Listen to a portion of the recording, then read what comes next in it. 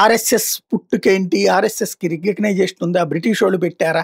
ఇట్లాంటి దిక్కుమాలినటువంటి ప్రచారాలు చేసే వాళ్ళకి ఒక క్లారిటీతో పాటుగా తమ సంస్థ యొక్క విధి విధానాల్ని తేల్చి చెప్పారు ఆర్ఎస్ఎస్ చీఫ్ మోహన్‌జీ భగవత్. పాక్‌కి అర్థమయ్యే భాషలోనే భారతదేశం సమాధానం చెప్పాలి అన్నటువంటి పిలుపుతో పాటుగా దేశానికి సేవ చేస్తున్నామని చెప్పుకుంటున్నప్పటికీ సంఘ్ నమోదు కాని సంస్థగా ఎందుకు మిగిలిపోయింది అని ప్రశ్నించినటువంటి కర్ణాటక మంత్రి కాంగ్రెస్ నాయకుడు ప్రియాంక్ ఖర్గేకి మోహన్ భగవత్ ఘాటైన స్పందన తెలియజేశారు. భారతదేశ స్వతంత్రానికి చాలా ముందు 1925లో ఆర్ఎస్ఎస్ని స్థాపించారని చెప్తూ ఆ టైంలో ఆ సంస్థ బ్రిటిష్ ప్రభుత్వం కింద నమోదు అయి ఉంటుందని విమర్శకులు భావిస్తున్నారా అని ప్రశ్నించారు. బ్రిటిష్ వాళ్ళు కాబట్టి ఆ రోజు మేము నమోదు చేసుకోలేదని తేల్చి చెప్పారన్నమాట.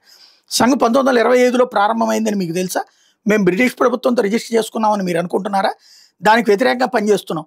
స్వతంత్రం తర్వాత స్వతంత్ర భారత్లోని చట్టాలు రిజిస్ట్రేషన్ తప్పనిసరి చేయలేదు. వ్యక్తుల నమోదు కాని సంస్థలకు కూడా చట్టపరమైన హోదా ఇచ్చారు. కాబట్టి మమ్మల్ని అలా వర్గీకరించారు, ఓ సంస్థగా గుర్తించారు అంటూ భగవత్ బెంగళూరులో 100 సంవత్సరాల సంఘ ప్రయాణం న్యూ హారిజన్స్ ఉపన్యాస శ్రేణిలో ఉపన్యాసాలకు సంబంధించిన దాంట్లో చెప్పుకొచ్చారు. ప్రశ్నోత్తరాలతో పబ్లిక్ అడిగినటువంటి వాటికి కూడా నిర్మోహమాటంగా సమాధానం చెప్పుకొచ్చారు. ఆదాయ పన్ను శాఖ, కోర్టులు ఆర్ఎస్ఎస్ని వ్యక్తుల సంఘంగా పేర్కొన్నాయి. సంస్థను ఆదాయ పన్ను నుండి మినహాయించారని చెప్పుకొచ్చారు. మమ్మల్ని 3 సార్లు నిషేధించారు. అంటే ప్రభుత్వం మమ్మల్ని గుర్తించింది. మేము లేకపోతే వాళ్ళు ఎవరు నిషేధించేవాళ్ళు? ప్రతిసారి నిషేధాన్ని కోర్టులు కొట్టేశాయని గుర్తు చేశారు. ఆర్ఎస్ఎస్ని చట్టపరమైన సంస్థగా కోర్టులు గుర్తించాయి. పార్లమెంట్లో ఇతర చోట్ల అనేక ప్రశ్నలు లేవనెత్తారు. చట్టబద్ధంగా మేము ఒక సంస్థ, మేము రాజ్యాంగ విరుద్ధం కాదు, కాబట్టి హిందూ ధర్మం రిజిస్టర్డ్ కానప్పటికీ రిజిస్ట్రేషన్ అవసరం లేదు అని స్పష్టం చేశారు. ఆర్ఎస్ఎస్పై నిషేధం విధించాలని పిలుపునిచ్చిన కాంగ్రెస్ అధ్యక్షుడు మల్లికార్జున్ ఖర్గే ఇటీవల చేసిన వ్యాఖ్యల నేపథ్యంలో మోహన్జీ భగవత్ ఈ వ్యాఖ్యలు చేసుకొచ్చారు. అదే సమయంలో ఆర్ఎస్ఎస్ కాషాయ జెండాలను మాత్రమే గౌరవించడం, భారతీయ త్రివర్ణాన్ని గుర్తించకపోవడం అనే అంశం మీద స్పందిస్తూ ఆర్ఎస్ఎస్లో కాషాయ రంగును గురువుగా పరిగణించినప్పటికీ భారతీయ త్రివర్ణ పతాకాన్ని దానికి అధిక గౌరవం ఉందని తేల్చి చెప్పారు. మేము ఎల్లప్పుడూ మన త్రివర్ణ పతాకాన్ని గౌరవిస్తాం, నివాళులర్పిస్తాం, రక్షిస్తామని స్పష్టం చేశారు. ఆర్ఎస్ఎస్లో హిందువులు మాత్రమే అనుమతించబడతారా అని ఒకళ్ళు అడిగితే ప్రశ్న, హిందూ మతం ఒక మతం కాదు, భారతదేశానికి చెందిన ఎవరైనా హిందువులేనని భగవత్ తేల్చి చెప్పారు. బ్రాహ్మణులు, ముస్లింలు లేదా క్రైస్తవులు తమ వేర్పాటును వదిలి భారత మాత కుమారులుగా వస్తే ఆర్ఎస్ఎస్ శాఖలో చేరడానికి స్వాగతం అని ప్రకటించారు. సంఘంలో బ్రాహ్మణులకు అనుమతి లేదు, సంఘంలో ఇతర కులాలకు అనుమతి లేదు, ముస్లింలకు అనుమతి లేదు, సంఘంలో క్రైస్తవులకు అనుమతి లేదు, హిందువులకు మాత్రమే అనుమతి ఉంది. కాబట్టి వివిధ తెగల ప్రజలు, ముస్లింలు, క్రైస్తవులు ఏదైనా తెగ సంఘంలోకి రావచ్చు, కానీ మీ వేర్పాటును దూరంగా ఉంచుకోవచ్చు అని స్పష్టం చేశారు. మీ ప్రత్యేకత స్వాగతించదగింది, కానీ మీరు శాఖలోకి వచ్చినప్పుడు మీరు భారత మాత కుమారుడిగా ఈ హిందూ సమాజంలో సభ్యుడిగా వస్తారు, ముస్లింలు శాఖకు వస్తారు, క్రైస్తవులు శాఖకు వస్తారు, సాధారణంగా హిందూ సమాజం అని పిలువబడే అన్ని ఇతర కులాల మాదిరిగానే వాళ్ళు కూడా శాఖకు వస్తారు. కానీ మేము వాళ్ళని లెక్కించం, వాళ్ళు ఎవరు అని అడగం, మనం అందరం భారతమాత కుమారులు, సంఘం అలా పనిచేస్తుందని తేల్చి చెప్పారు.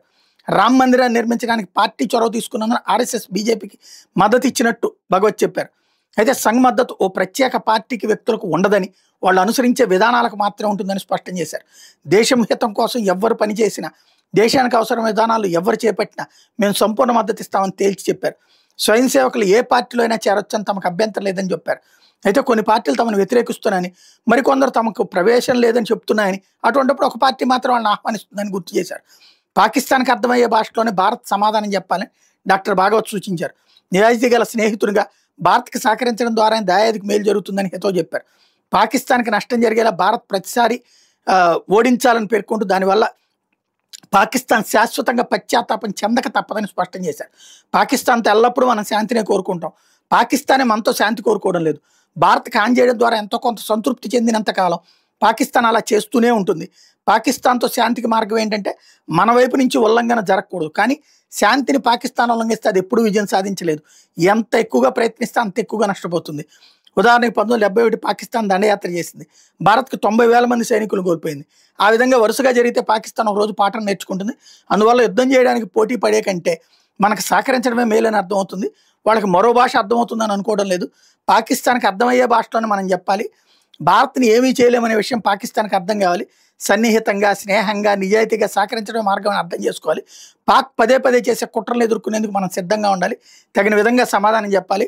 ఎల్లప్పుడూ ఓడించాలి. నష్టం జరిగిన ప్రతిసారి పశ్చాత్తాపం చెందుంది. ఇలా జరుగుతూ ఉంటే ఓ రోజు పాకిస్తాన్కి అర్థమవుతుందంటూ చెప్పుకొచ్చారు.